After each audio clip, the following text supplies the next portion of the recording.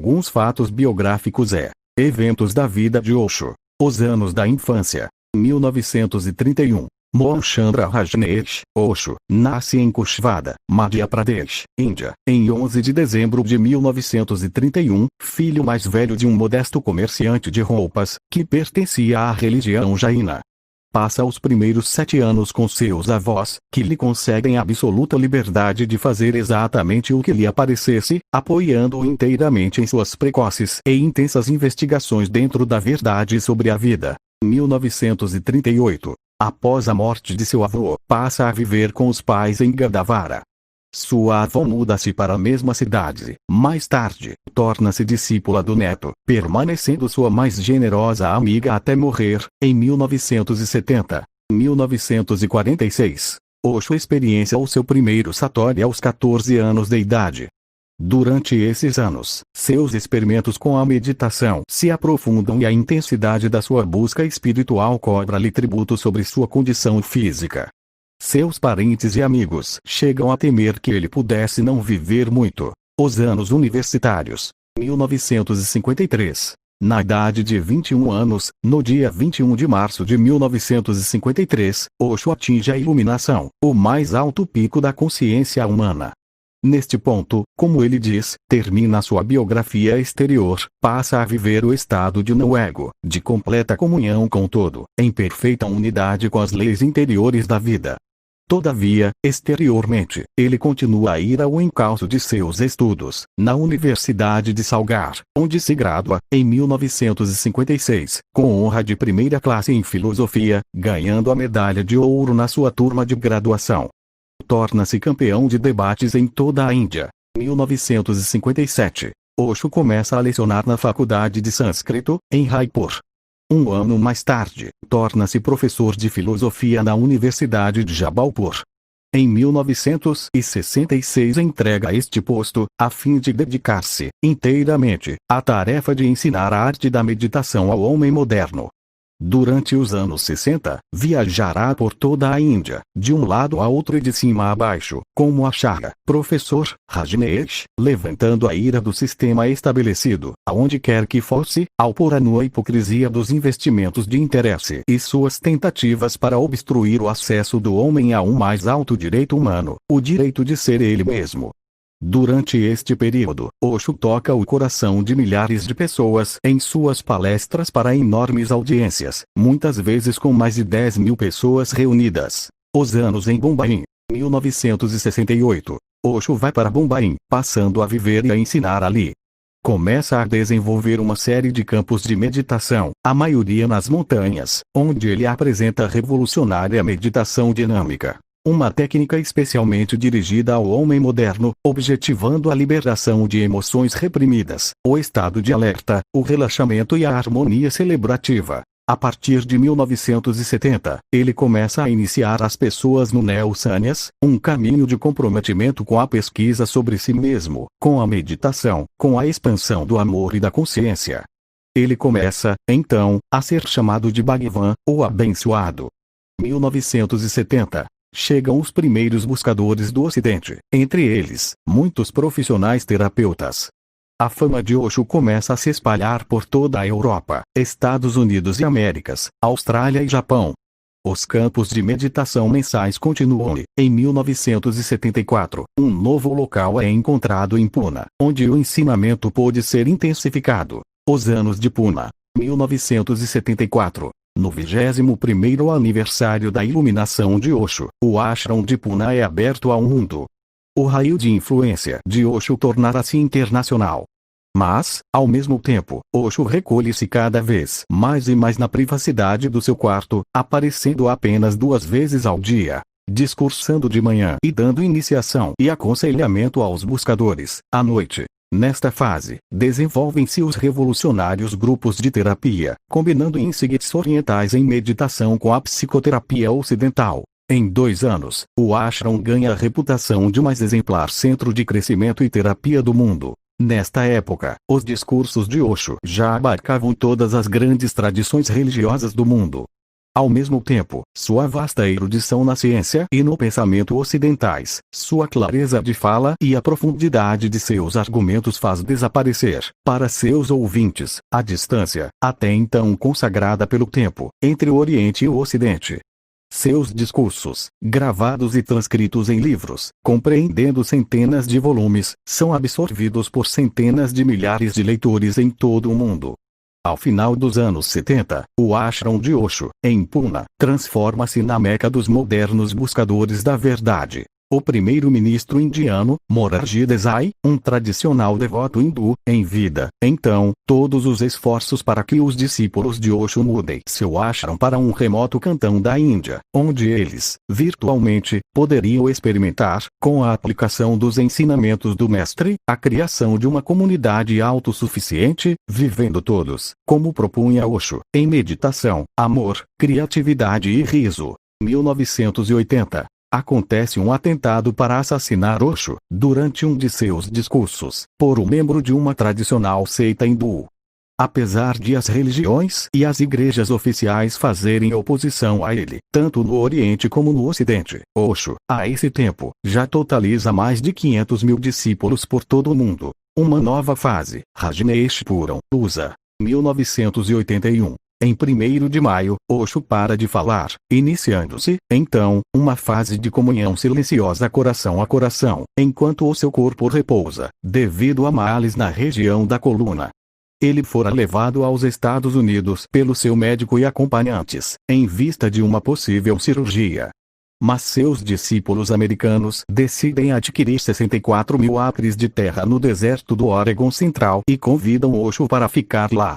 Osho se recupera rapidamente e uma comuna agrícola modelo evolui ao seu redor com surpreendente velocidade e resultados impressionantes, recuperando a terra desvalorizada e exaurida do deserto, transformando-a no oásis verde que passa a alimentar uma população de 5 mil pessoas. Durante os festivais anuais de verão, organizados pelos amigos de Osho vindos de todas as partes do mundo, mais de 15 mil visitantes são hospedados e alimentados nesta nova cidade chamada de Rajneeshpuram. Paralelo ao rápido crescimento da comuna no Oregon, surgem grandes comunas em todas as grandes capitais dos países ocidentais e, também, no Japão, sustentadas independentemente. Nessa época, Osho requer residência permanente nos Estados Unidos, como líder religioso, mas seu pedido é recusado pelo governo norte-americano. Uma das razões dadas é o seu voto público de silêncio. Ao mesmo tempo, a nova cidade vê-se sob a mira de ataques legais abundantes e crescentes, por parte do governo do Oregon e da maioria cristã no estado.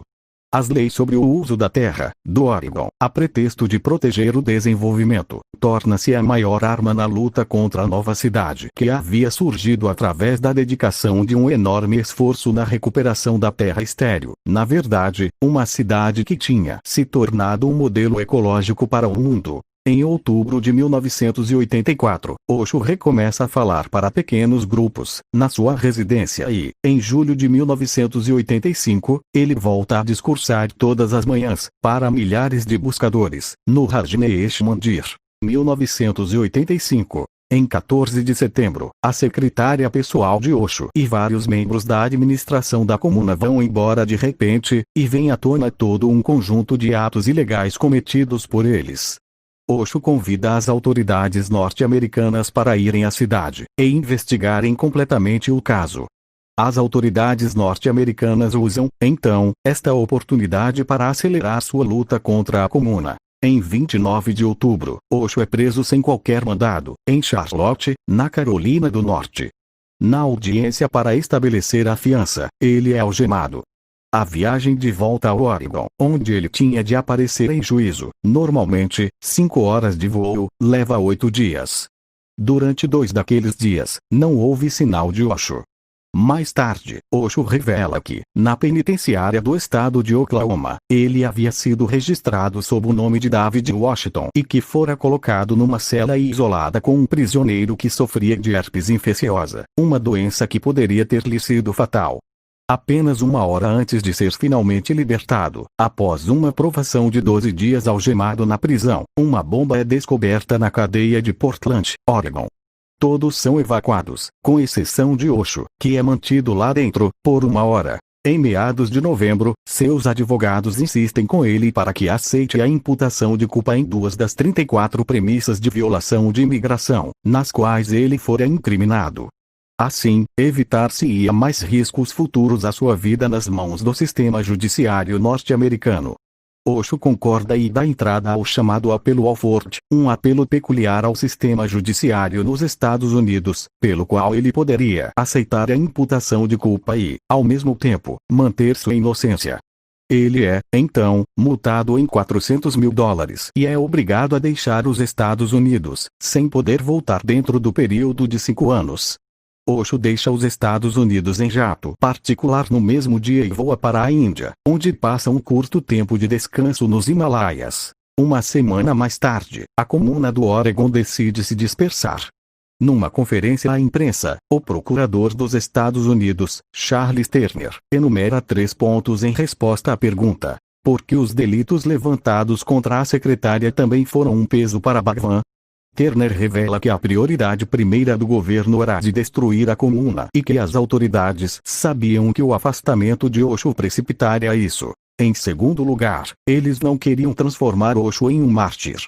Em terceiro lugar, que não havia nenhuma prova, fosse qual fosse, que o implicasse em qualquer um dos crimes. A Volta ao Mundo, um estudo em direitos humanos. Dezembro de 1985. A nova secretária de Osho, sua acompanhante, seu médico e outros discípulos ocidentais acompanhantes dele, são obrigados a sair da Índia, tiveram seus vistos de entrada cancelados.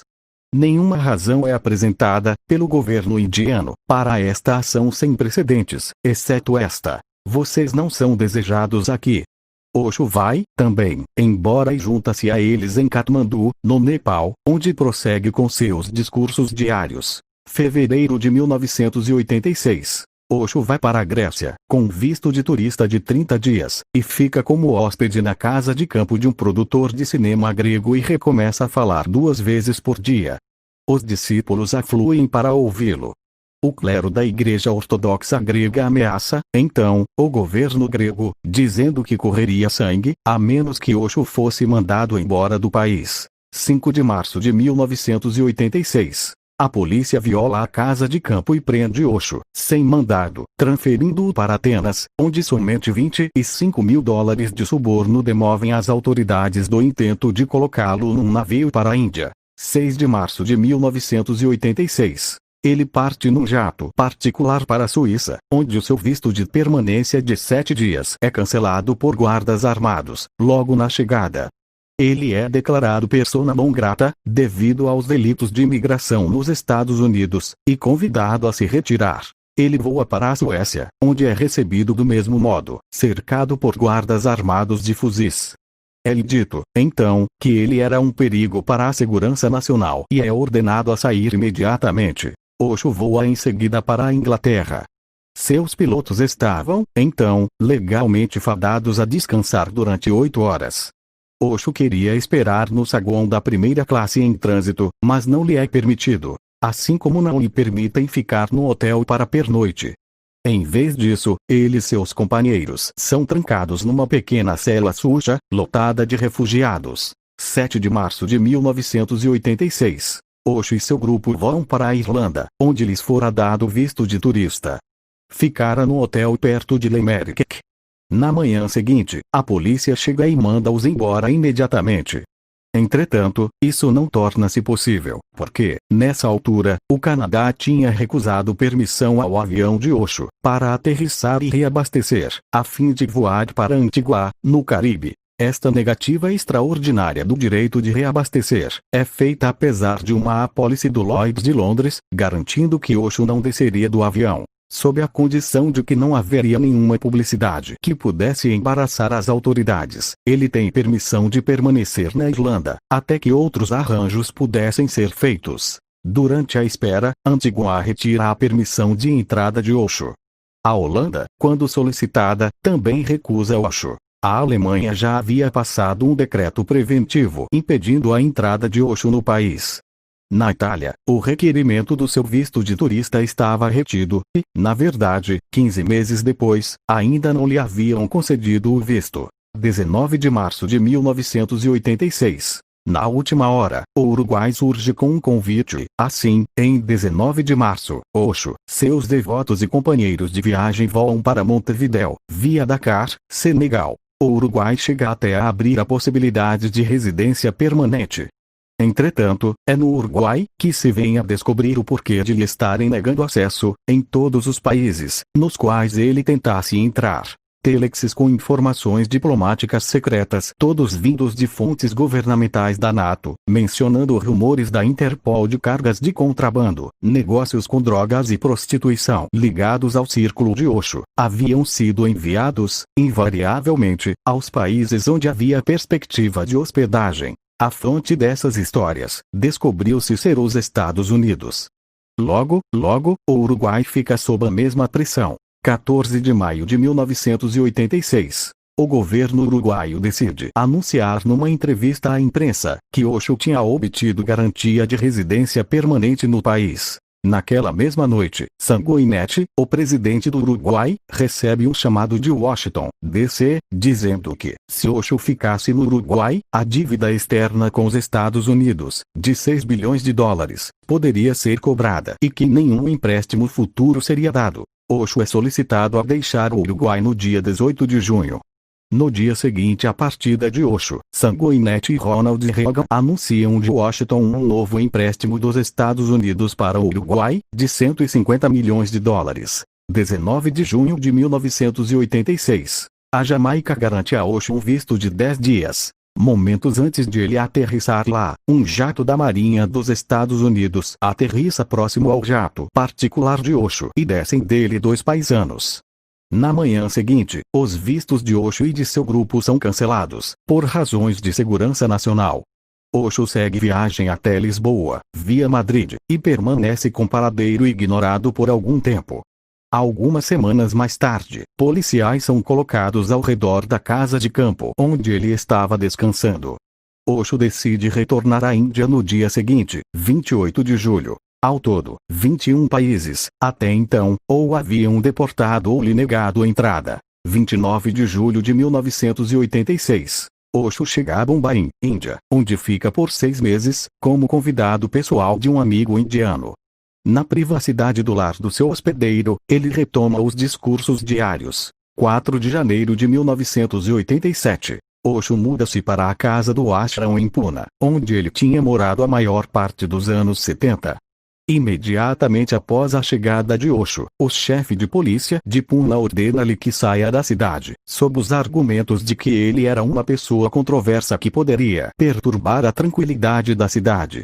A ordem é revogada no mesmo dia, pelo Supremo Tribunal de Bombaim. O mesmo fanático hindu que, em maio de 1980, tentara matar Osho jogando nele uma faca durante um discurso público, começa a fazer ameaças agressivas de invadir o ashram com 200 homens treinados em artes marciais, a menos que Osho fosse mandado embora de Pune. Ao mesmo tempo, as embaixadas indianas ao redor do mundo e os funcionários de imigração no aeroporto de Bombaim começam a recusar a entrada de ocidentais identificados como seguidores do Acharya Rajneesh.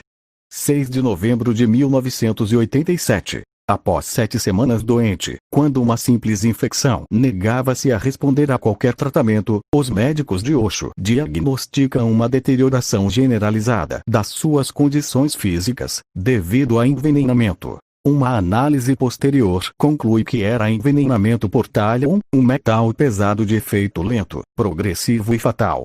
Durante discurso público, Osho afirma a convicção de que o governo dos Estados Unidos o havia lentamente envenenado durante os 12 dias em que ele estivera sob sua custódia, em setembro de 1985, abril de 1988. Apesar das tentativas dos governos do mundo livre para isolar Osho, no virtual exílio interno, milhares de discípulos conseguem viajar para Pune, para estar com seu mestre uma vez mais. Janeiro de 1990. Osho deixa o corpo de dia 19 de janeiro de 1990. Apenas algumas semanas antes desta data, havia-lhe sido perguntado o que aconteceria com seu trabalho quando ele partisse. Ele disse: então, minha confiança na existência é absoluta. Se houver alguma verdade naquilo que estou dizendo, isso irá sobreviver. As pessoas que permanecerem interessadas no meu trabalho, irão simplesmente carregar a tocha, mas sem imporem nada a ninguém. Permanecerei uma fonte de inspiração para o meu povo, e é isso que a maioria dos sannyasis sentirá. Quero que eles desenvolvam por si mesmos qualidades como o amor, à volta do qual nenhuma igreja pode ser criada, como consciência, que não é um monopólio de ninguém, como celebração, deleite, e que se mantenham rejuvenescidos, com os olhos de uma criança. Quero que as pessoas conheçam a si mesmas, que não sigam as expectativas dos outros. E a maneira é indo para dentro. Em conformidade com suas orientações, a comuna que cresceu à sua volta ainda floresce em Pune, Índia, onde milhares de discípulos e buscadores se reúnem durante o ano inteiro, para participar das meditações e dos outros programas lá oferecidos. Gratidão por participar do nosso canal Infinite Discovery. Obrigado.